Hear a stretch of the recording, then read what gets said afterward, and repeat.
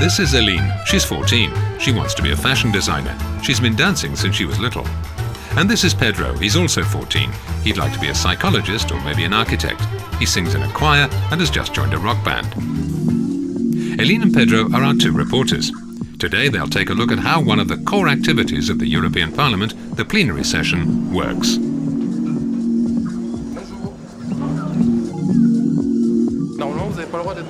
Normally you wouldn't be allowed in this corridor. It's reserved for MEPs during the plenary session.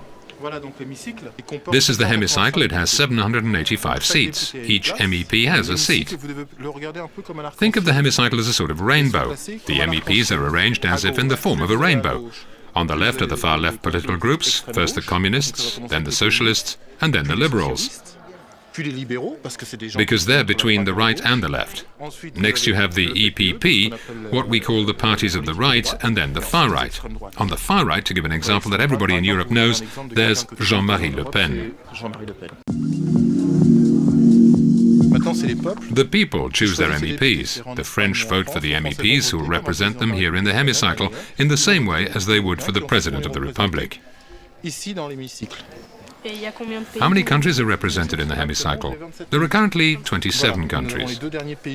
Recently we've been joined by two new members, Romania and Bulgaria. Correct. This is where the President sits. With this hammer, the President presides over the session, using it to silence the MEPs or to open the session. He bangs it once to close the session and once to open it. So this is Mr. Pertring's chair.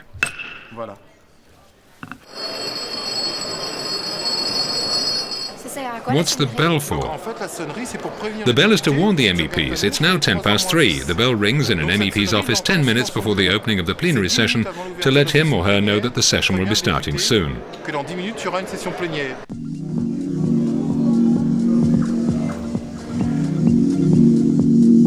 There are lots of people here. What are they doing? Right now the room is empty. It'll fill up in a few minutes and the plenary session will begin. These people are MEPs elected by the European people. This is the only parliament in the world that's elected internationally. Each nation elects its own parliament in its own country. But in this case, citizens of different countries have elected people to come to the same place. Here. This is where the laws are made for the whole continent. Decisions made here will change the daily lives of 500 million citizens throughout Europe, including yours and mine. This is where the decisions are made in this room. It's incredible. This is the center of everything. This is where the laws are passed, laws on transport, energy, women's place in society, young people's place in society, culture, and many other areas. It's all decided here. What's their mission? Well, firstly, they have to think. These buttons here are for voting. They vote with a card. I can show you mine. This is it. Every MEP has one like this. You put it here and push buttons to vote. Before the MEPs push the button, they have to think. They have to decide whether they're going to vote for or against. So the MEPs assemble. The MEPs for transport, those for the environment, those who work on women's rights, youth, culture, and they think about the text that will change people's lives.